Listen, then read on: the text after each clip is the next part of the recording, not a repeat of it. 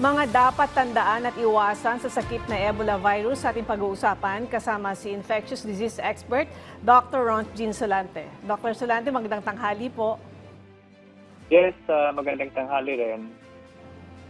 Doc, gaano po kaseryoso yung pagdeklara ng WHO ng Public Health Emergency of International Concern dahil sa Bundibugyo Ebola virus? Yes, no, malaking bagay ito na pag-declare nila dahil nga itong Ebola ngayon lumalabas na doon sa ibang bansa na kalapit sa Congo, no, at saka Uganda. Pangalawa, mataas ang mortality rate, no? So like out of 300 cases yata, almost 100 plus na ang namamatay in just a span of mga 2 weeks, no? Na nung na-discover na may mga pasyente na or mga tao na nagka-Ebola. At saka pangatlo, yung strain na ito na Bundibugyo is a rare strain at walang bakuna dito, no? So I think because of those reason, nag-declare ang WHO na para lang makaprepara ang mga ibang bansa, especially for those mga bansa na magkalapit doon sa Africa para hindi makapasok itong Ebola doon sa mga bansa nila. Okay, Doc, pakipaliwanag po para po sa kaalaman ng ating mga kababayan. Ano po ba itong pagkakaiba ng Bundibugyo virus sa ibang uri ng Ebola virus na narinig na natin noon? Well, ang pagkaiba lang nito, hindi ito siya ganun ka-common na nag-circulate doon sa Congo or sa Uganda, no? Kasi ang pinaka-common pa rin yung Zaire strain, which is equally fatal also, no? At ang sintomas nito, magkapareho lang, no? Lagnat, masakit ang ulo, masakit ang katawan, tapos nagsusuka, tapos bleeding. Ang common cause nito is bleeding all over the body, kaya tinatawag itong hemorrhagic fever, no? So ibig sabihin mataas ang risk na magdudugo ang isang pasyente at yun ang ikakasanhi ng pagkakamatay pag natama ng Ebola. So Doc, sa ngayon po ba may dapat bang ikabahala yung mga Pilipino kaugnay ng mga naiulat na kaso sa Africa? At saka gaano po kalaki yung panganib kung makapasok ito sa bansa at paano po yung transmission nito? Okay, ang Pilipinas ay sa tingin ko hindi high risk for this, no? Kasi magiging high risk lang tayo kung merong makapasok ditong nanggaling doon at may mga sintomas at merong infection, no? Pero meron naman tayong mga ginagawa base dito sa report ng Department of Health na yung sa pagpasok pa lang, mga border control, sinusuri kung may mga lagnat, may mga sintomas at anong mga bansa ang pinanggalingan para naman ma-monitor natin kung sino man yung mga nakapasok at na-expose doon sa mga tao na merong Ebola, ma-monitor ng government. At even before, no, mga I think 2014 or 2016 or 2014 na meron na mga ganitong outbreak at na-declare na rin itong Ebola as public health emergency. Ganun pa rin, wala namang nakapasok sa Philippines pero minamatyagan pa rin natin yan dahil marami tayong mga OFW nagtatrabaho sa ganitong klaseng lugar na pwedeng umuwi at pwede palang na-infect na. No? So importante yun na ma-screen natin at ma-monitor. Okay. Doc, nabanggit mo yung 2014 Ebola outbreak kung saan naging mahalaga po ang quarantine at mahigpit na monitoring sa mga umuuwing Filipino peacekeepers. Sa pananaw po ninyo, gaano po kahanda ang Pilipinas sa ngayon sakaling magkaroon ng kahalintulad na sitwasyon? Well, sa sinabi ko na, itong mga ganitong klaseng mga outbreak, meron naman tayo mga paglalagyan, no? Especially sa mga hospital ng government na pinaitingnan natin na mayroong mga isolation rooms, no? May mga kapasidad tayo to provide mga personal protective equipment doon sa mga healthcare workers na mag-alaga sa ganitong mga klaseng pasyente. At importante rin, siguro we need to reinforce pa rin, no, na ang detection ito or diagnostic test ay mga galing pa rin sa referral center kagaya ng RITM, no? So for me, handa naman siguro tayo kasi nalampasan na natin yung COVID, nalampasan na natin yung mga iba't ibang outbreak. Hanggang ngayon, marami na tayong mga lessons na natutunan doon at anytime na may mga ganitong outbreak, malaking bagay yung mga natutunan natin at kailangan lang nating i-reinforce ulit. So Doc, may mga nagsasabi po kasi na dapat higpitan ang mga biyahe o magpatupad ng travel restrictions. Sang-ayon po ba kayo dito o mas mahalaga yung maayos na screening at monitoring?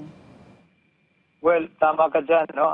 Mas maigi pa rin yung screening and monitoring pagdating dito sa Pilipinas rather than restriction of travel to these countries, no? Kasi nasanay na tayo dito, mayroon na tayong mga napulot na mga aral na we need to also give advice doon sa mga nagta-travel. Importante na bigyan sila ng mga importanteng abiso na pag pumupunta sila dito sa Congo or Uganda or any African state na pwedeng potensyal na expose sila.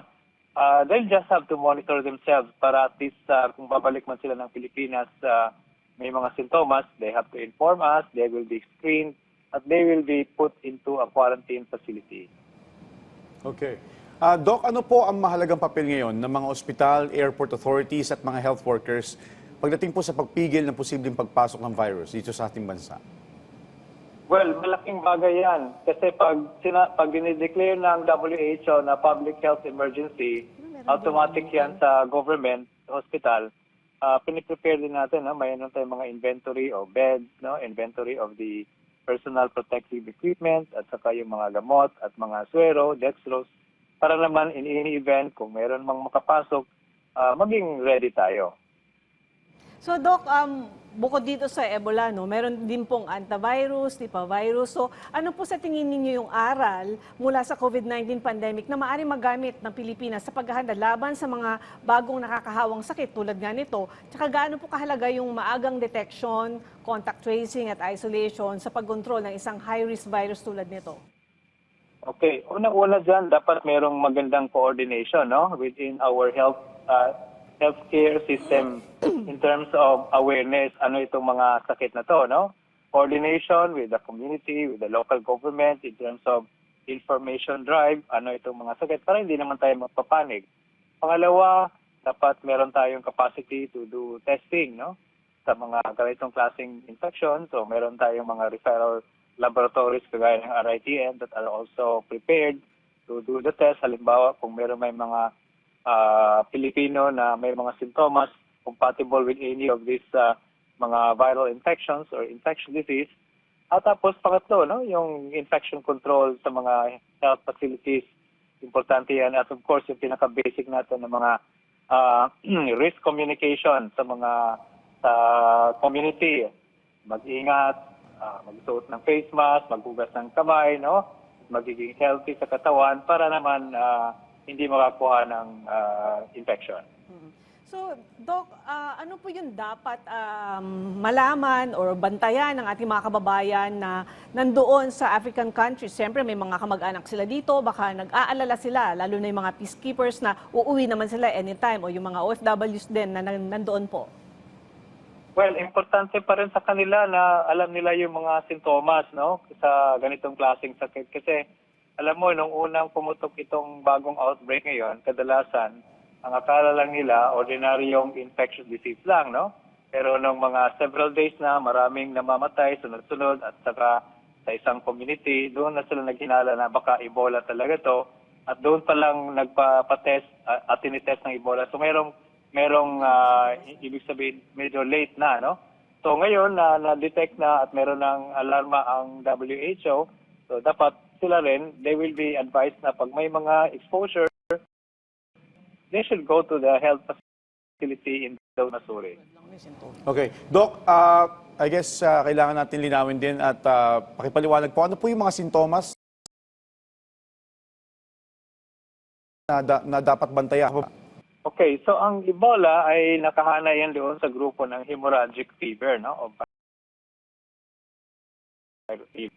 Any patient presenting with lagnat, masakit ang ulo, masakit ang katawan, tapos nagsusuka, nahihirapang huminga, tapos nagdudugo sa iba't ibang parte ng katawan, at pwedeng lumalala hanggang mamamatay.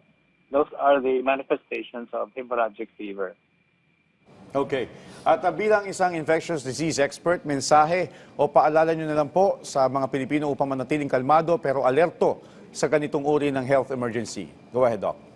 Okay, so sa mga kababayan natin, no, they'll just have to listen to the advisory ng government natin, especially advisory from the Department of Health, kukuha ng mga tamang informasyon coming from these important authorities, no, para hindi naman magpapanik. At importante, no, na you have to keep yourselves healthy.